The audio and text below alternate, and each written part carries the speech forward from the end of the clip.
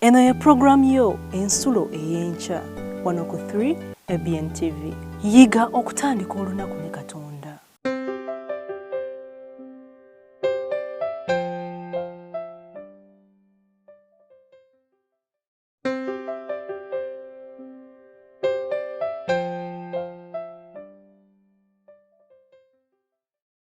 Omwagalwa atulaba ku TV yaffe ennungi ekyawandikibwa ky'olunaku lwaffe olunaku olwaleero kiva mu Basessaloniika ekisooka essula ya 5 olunyiri lwa 16 nga lugamba musanyukenga ennaku zonna. Mu nsi mulimu ennaku, mu nsi mulimu ebizibu, mu nsi mulimu ebisoomooza, naye Bayibuli etugambye musanyukenga ennaku zonna. N'olwekyo tokkiriza sitaani muwa bbanga okusoomooza nga kujjako essanyu lyo Mukama lye yakuwa okuyita mwana wa Yesu Kristo yakufiira ku musaalaba Gologoosa. Ekyawandiikibwa ekyo kakibayise mu lunaku. Mukama abawe omukisa. Amannya gange Nzeyiga Frank.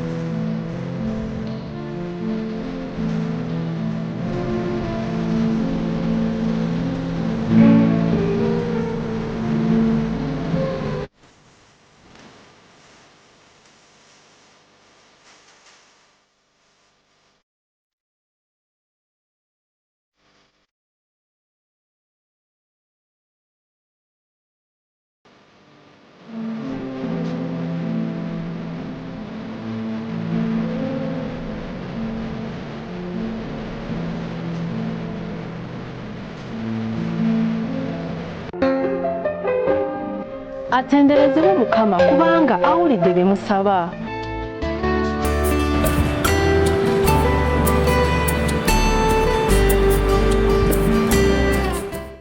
Omulabi waffe omulungi, leero twagala okwanirizaako enkyene ya leero ku pulogulaamu yaffe ensulo ey'okumakya ku TV yaffe Nganzi eya 3 ABN. Twagala okwebaza kubanga okedde wamu naffe. Twagala okwebaza okwerekereza ebyo byonna bye wandikoze mu kiseera kino n'osalawo ozuukuke wamu naffe, ozuukukire ku kigambo kya Katonda. Awo nno okoze ekintu ekituufu kubanga era ekigendero kya pulogulaamu eno ekikulu kutandika bulamu, kutandika lunaku na Katonda, kutandika lunaku na kusaba, kutandika lunaku n'amaka gaffe nga twewunzeeyo eri omutonzi, kutandika lunaku ng'emirimu gye tugenda okukola tugitadde mu mikono gya Katonda. Bingi nnyo bye tusuubira okukola olunaku olwaleero, naye obitandise obitadde mwani. Ekigendererwa ekirala, emikisa gya Katonda gy'atusuubiza abaffe tunaagifuna bwe tunaaza okukanga obunyonyi ne tudduka buddusi. Twali tetujja kufuna mikisa egyo.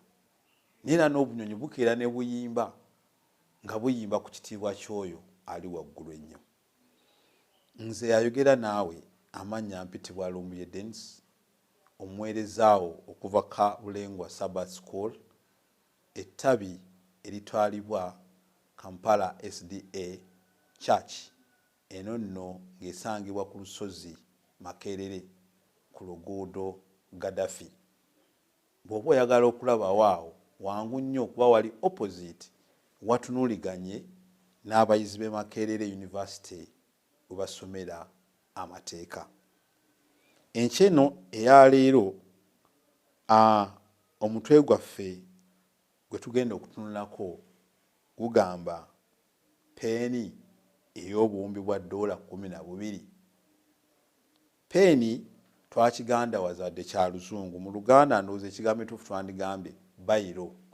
Bayiro ey'obuwumbi bwa $12 gwe mutwe gwaffe. Olunyiri lwaffe luvudde mu Zabbuli 10:19. Nja kusaba obikule Zabbuli 119 olunyiriri lw'ekikumi Zabbuli 119 olunyiriri lw'ekikumi wagamba bwe wati ekigambo kyo kyonna kyonna mazima n'emisango gyo egy'ensonga gyonna gyonna gibeerera emirembe n'emirembe. Katusabe. Otukoze bulungi nno ayi Katonda bw'otukuumye okutuusa enkyene ya leero nga tuli balamu. Tukwebaza kubanga tegabadde maanyi gaffe oba okulowooza kwaffe ne Mukama kisa kyo na kwagala kwaffe okubeera abalamu. Nga nno Mukama tugenda otandika olunaku lwaleero tuzze okuyiga ku kigambo kyo. Beera wamu naffe Mukama otuyigirize beera naffe mu kuyiga kwonna otusabye n'okwegayirira kwa Kristo Yesu Mukama waffe. Amiina. Bayiro ey'obuwumbi bwa $12 olowooza ku mutwe ogwo okufuna okukenkentererwa nga weewuunya ddala kisoboka. Wano mu kikuubo ewaffe Kampala bayiro batera zitunda dazini singa 6. Ne bw'owulira ku bayiro ey'obuwumbi 12 tolemwa nno kwewuunya. Ne waliwo emboozi eyogerwako nti NASA baba abantu abatya okukola ebizungirizo ebigenda mu bwengula. Nimu bakola peeni eno esobola okukola ng'amaanyi ga gravity tegagiyinza. Gravity nakyo kigambo kya lunyaanyimbe naye bw'okasuka ekintu mu bwengula amaanyi gakisika ne kikomawo nga bwe nkasusa ebbayiro eno n'ekomawo. Kakati bano bagamba nti NASA yakola peeni nti bw'ogikasuka bw'oti tekola ki tekomawo amaanyi ga gravity nga tegakola ki tegagiyinza. Kino kiba kitegeeza nti bannabwengula baba basobola okugikozesa mu bbanga kubanga batesobola kukola ki kukka wansi. Ebyogerwa bigamba nti NASA yatwala obuwanvu bwa myaka 10 n'obuwumbi 12 okusobola okukola peeni eno. Ate nno bannaabwe Abarussia bo bakola kkalaamu ezikozesebwa bannabwengula era ze baawaayo mu mulimu guno. Ndoza bakola ekkalaamu ne bagattagatta okusobola okukola peeni eno ey'obuwumbi 12. Emboozi eno yakwata abantu omubabiro ne beewuunya ebitongole bya gavumenti okukola ekintu ekifaanana nga kino. Era bangi ne bakitwala ng'ekituufu wadde nga tekyali kituufu. Kubanga amawulire agatali matuufu gasaasaana mangu mu bantu. Oli n'alimba kino kibaddewo, ono n'ayogera kino kibaddewo, ne kitambula ne bakitwala ng'ekituufu. Naye yatambuza emboozi eno nti baakoze bayiro ey'obuwumbi 12 kyatambula mu bantu naye nga tekyali kituufu. Tewabangawo peeni ekozesebwa mu bwengula nga ya buwumbi 12 obwa $. Abantu bajja kukkiriza kumpi buli kintu singa omuntu akyogera abamatiza ng'ate ali mu kifo eky'amaanyi mu buyinza. Kino kikola okusingira ddala mu nsonga ez'ebyomwoyo. Omuntu kasita abanga mukulembeze mu kkanisa n'ayogera ku kintu ekkanisa yonna ng'ekola ki ng'egoberera ate ng'eyinza okuba nga nekyayogerako si kituufu. Ebintu bingi ebyewuunyisa ebyogerwa ku Bayibuli weewuunye byogerwa nga tewali na bujulizi nti bituufu. Bingi nnyo bannaddiini bye boogera nti bituufu naye nga tewaliwo na bukakafu. So enzikiriza nnyingi ziwabizza abantu. Enzikiriza nnyingi zitondeddwawo nga beesigama ku bitaliiko mutwe n'amagulu. Bangi nnyo era ne bafuna abagoberezi. Eyo gy'obeera tobalaba, gy'otambulira tobalaba. Waliwo n'abasinza omuntu nti ono Katonda gwe yatuma ffe gwe tulina okusinza. So, bangi nnyo abakoze ebintu ebifaanana bwe bito, bingi nnyo ebyogeddwa ku bayibuli ng'ate si bituufu. Katunulire ebimu ku byo. Okudda kwa Yesu. Yesu tagenda kudda ku nsi kuno ku nnaku abantu ze bateebereza, newankubadde obunabbi bungi abantu abamu bwe bawadde ng'era bakkiriza ku ekyo kye basimbyeko essira. Ennaku ezo nali ku ssimu, oli nampeereza ka vidiyo nga Yesu yakomyewo mu kibuga ekimu e Nairobi eyo, agenda awubira ku bantu basanyufu nnyo. Omanyi ekifaananyi ekisiigibwa ku Yesu oba abantu tutera okufaanana, n'osanga omuntu gundi oyo ng'afaanana gundi, so noola nti abantu gundi ono afaanana gundi, naye nno nga tamwinaako luganda. N'abantu abasiiga ekifaananyi kya Yesu bangi abamufaanana. Kati omusajja ono yajje, waliwo omusumba omwe yamuleeta ow'enzikirizeemu, n'amuleeta nti Yesu wuno akoze eki?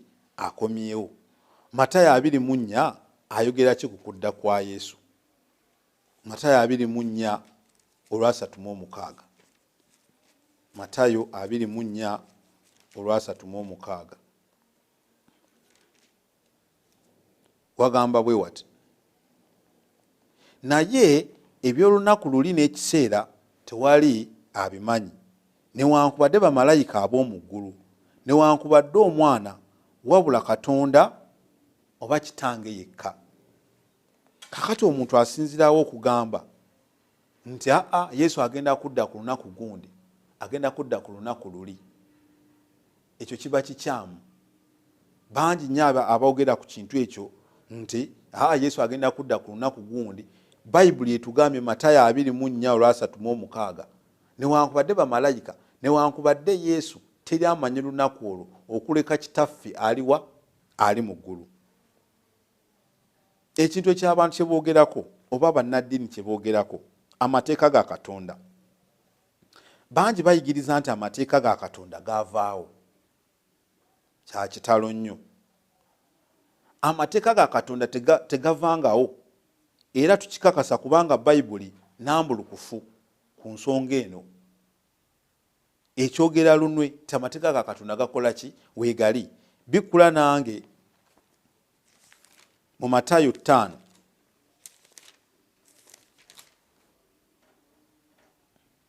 olunyiriro lw'17. Matayo 5 olw'17 wagamba watya: temulowooza nti najja okudibya amateeka oba eby'abannabbi. Sajja kudibya wabula okutuukiriza. Amiina. Ono Kristo mwene yayogera ebigambo bino. Temulowooza nti najja okudibya amateeka oba eby'abannabbi. Sajja kudibya wabula okutuukiriza. Ate Abaruumi boogera ki ku nsonga eno? Baruumi 3 olwa 31. Kale amateeka tugajjawo olw'okukkiriza? Kitalo nedda, tuganyweza bunyweza. Abantu abamu bayigiriza twe tubeera n'okukkiriza amateeka ga Katonda nga tusuula eri. Kyagwe kkiriza bukkiriza kimala amateeka ga Katonda ng'osuula eri. Bayibuli si bwetyo bwegamba. Egamba amateeka tukola ki? Tunyweza manyweze. Kiki ekimu ku bintu bye balimba bannaabwe ng'ate beeyambisa Bayibuli. Beera n'okukkiriza kimala ng'amateeka ga Katonda osuula. Nedda, Bayibuli si bwekola ki? Si bwegambye bwetyo. Katunuleko n'olunyiriri olulala. Tujja kubikkulako mu Bebulaniya essuula 4. Bebulaniya essuula 4 tuve ku lunyiriri olw'10 paka ku lw'14. Tujja kuyita mu bufunze. Wagamba kubanga ayingidde mu kiwummulo kye era naye ng'awummudde mu mirimu gye nga Katonda bwe yawummula mu gigye. Kale tufubenga okuyingira mu kiwummulo ekyo, omuntu yenna aleme okugwa mu ngeri eyo ey'obutagonda. Kubanga ekigambo kya Katonda kiramu era kikozi era kisala okusinga buli kitala kyonna eky'obwogi omubiri, era kiyitamu n'okwawula ne kyawula obulamu n'omwoyo, ennyingo n'obusomyo, era kyangu okwawula okulowooza okufumiitiriza okw'omu mutima, so si wali kitonde ekitalabika mu maaso ge, naye ebintu byonna byeruliddwa era bibikkuddwa mu maaso g'oyo gwe tuleetera ebigambo byaffe. Kale bwe tulina kabona asinga obukulu omunene eyayita mu ggulu, Yesu omwana wa Katonda, tunywezenga okwatula kwaffe. Tunywezenga okwatula kwaffe. Ennyini zino jafuna obudde oddeyo zisome mpola mpola, ojja kulaba kiki ezongera okwogerako. Zoogera ku kigambo kya Katonda. Kristo eyajja n'atufiira ku musaalaba ng'ayingidde mu kiwummulo. Ekiwummulo kya Katonda ekyogerwako wano era kiri mu mateeka ga Katonda. Kati gwe bw'ogaa nti amateeka ga Katonda tegaliiwo, munnange mba nkusaasidde. Ekirala ekyogerwako abantu nti aboonoonyi tebagenda kwokebwa, nti aboonoonyi bagenda kwokebwa lubeerera era bayingire mu Geyeena. Ekyo nakyo kyogerwa. Aboonoonyi bagenda kwokebwa lubeerera nga bali mu Geyeena bookebwa, byogerwa bannaddiini. Wadde omusumba omu ow'enjiri akisimbako n'amannyo nti baakokebwa lubeerera, nedda Bayibuli si bweyigiriza muganda wange. Bayibuli teyogera nti aboonoonyi bagenda kubengeezebwa mu Geyeena leero enkya na luli nga bali omwo mu muliro lubeerera. Bwe bayigiriza Bayibuli eyogera ki ku nsonga eyo? Tubikkule Malaki, ekitabo ekisembayo mu ndagaano enkadde, Malaki essuula 4, tuve ku lunyiriri olusooka. Malaki essuula 4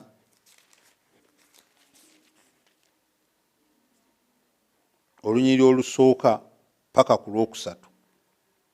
Wagamba we wati, kubanga laba olunaku lujja lwokya ng'ekikoomi, n'ab'amalala bonna nabo bonna abaakola obubi baliba bisasiro. Awo olunaku olujja lulibookera ddala, bw'ayogera Mukama w'Eggye, obutabalekerawo kikolo newankubadde ettabi.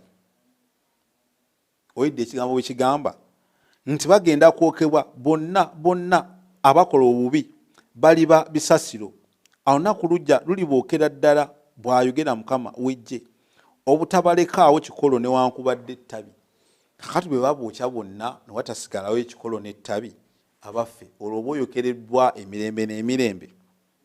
Naye mmwe abatya erinnya lyange, enjuba ey'obutuukirivu eribaviirayo. Amiina. Ng'erina okuwonya mu biwawaatiro byayo, kale mulifuluma ne muligita ng'ennyana ez'omu kisibo, era mulirinnyirira ababi kubanga bali bavvu. Owulidde kyagamba? Bali bavvu wansi w'ebigere byammwe ku lunaku lwe ndikikolerako, bw'ayogera Mukama w'Eggye. Bali bavvu, tebagenda kusigalawo. Kati ogamba otya nti ate omuntu agenda kubeera mu Geyeena emirembe n'emirembe ng'omugiro gumwokya? Bayibuli si bweyigiriza. Abakristaayo tulina okubeera abakakafu ku kye tuyigiriza. Bw'onoofuna obudde ojja gendako mu bikolwa by'abatume essuula ey'e17. Bikolwa by'abatume essuula ey'e17 olunyiriri lwa 11 lutwanjulira abantu abayitibwa aba Bereya abaafuna ekigambo kya Katonda n'okuyaayaana, era ne basomanga ebyawandiikibwa buli lunaku okuzuula bye bayigiriziddwako nti bituufu. Bw'obeera nga olina omusumbawo, olina omuntu gwokkiririzaamu nti yakutwala mu byenzikiriza, kyakuyigiriza kakasanga Bayibuli ekyogerako nti kituufu. Abantu bano aba Bereya bwe baafunanga ekigambo kya Katonda, baafunanga obudde ne baddayo ne batuula ne basomako balabe oba kye babagamba kiki kituufu. Bikolwa tuyinza okusomayo katono. Bikolwa 17 olw'e11. Bikolwa by'abatume. Bikolwa by'abatume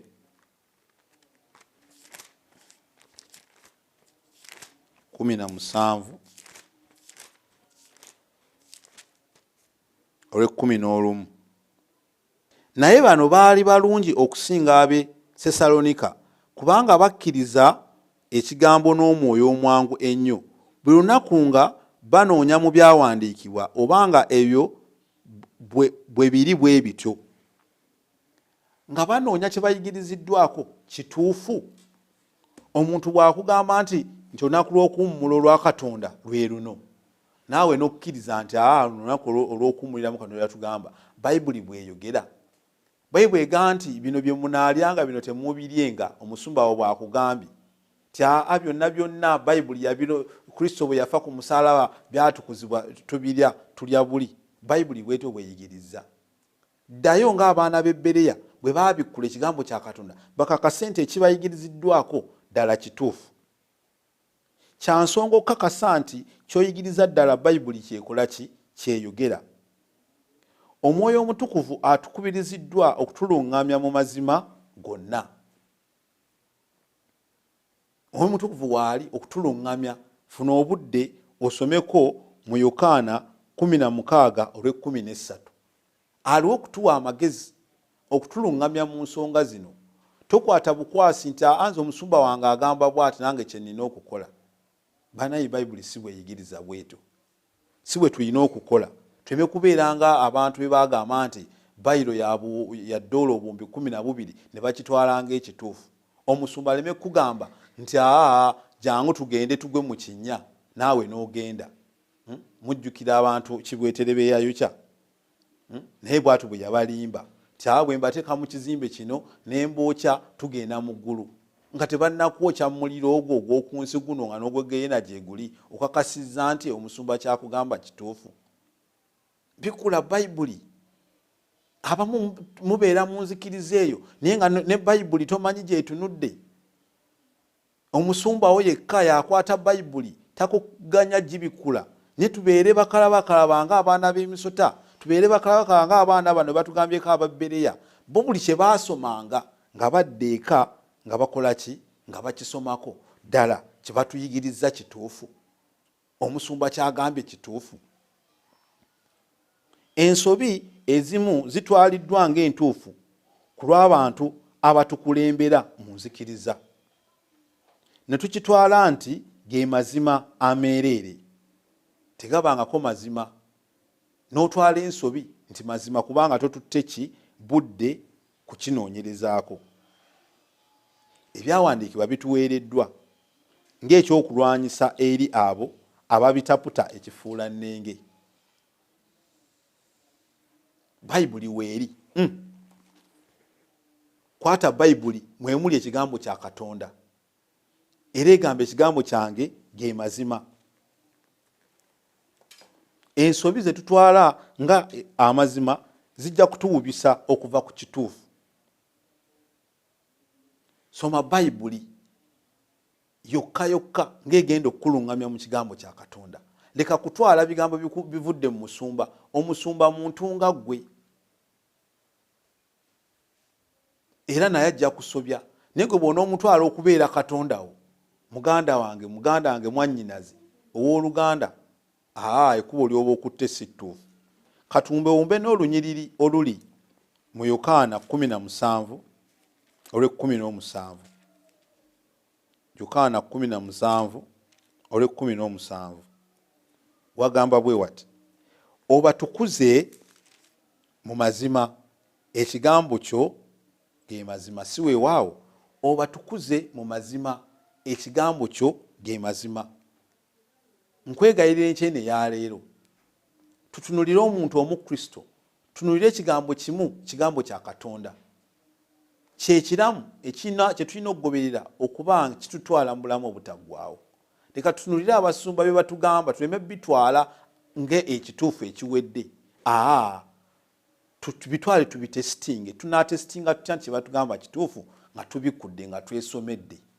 Naye banaatugamba obugambi ne tubitwala, muganda wange tujja kuba tukutte ekkubo eritali ttuufu. Nga tugenda ku mirimu gyaffe enkyene eya leero, mbeegayirira nti tukeberenga mu kigambo kya Katonda. Twemenga kukijjayo abamu ku ffe, tubijjayo mu nnaku eziyitibwa enkulu nga kijjudde n'enfuufu n'okubako nkuba efu lw'okutte ku Bayibuli egenda okugisoma. Bayibuli ebeera ekitundu ku ggwe buli lunaku. Mukama akuwa omukisa. Katusabe. Otukoze bulungi Ayi Katonda bw'otuyigiriza ekigambo kyo enkyene ya leero.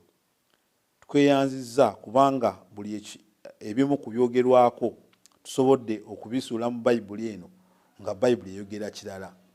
Bweyogera kuddako titeri n'omu amanyi okuleka kitaffe Katonda ali mu ggulu. Bwe boogera nti omuntu agenda kubeera mu geena emirembe n'emirembe, Bayibuli si bweyogera. Tuyigize mu Malaki 3 olusooka paka ku lwokusatu nti abo ababi bajja kusaanyizibwayo era bafuuke evvu.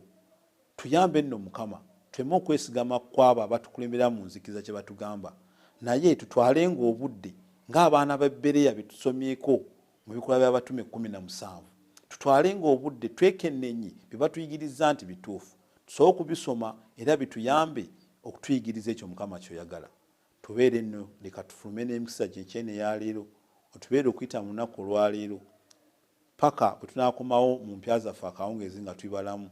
Tusabe n'okwegayirira kwa Kristo Yesu Mukama waffe. Amiina. Mukama atuwe omukisa, musiibe bulungi. Yiga okutandika olunaku ne Katonda. Olwo nno ebisuubizo bye birabike gy'oli.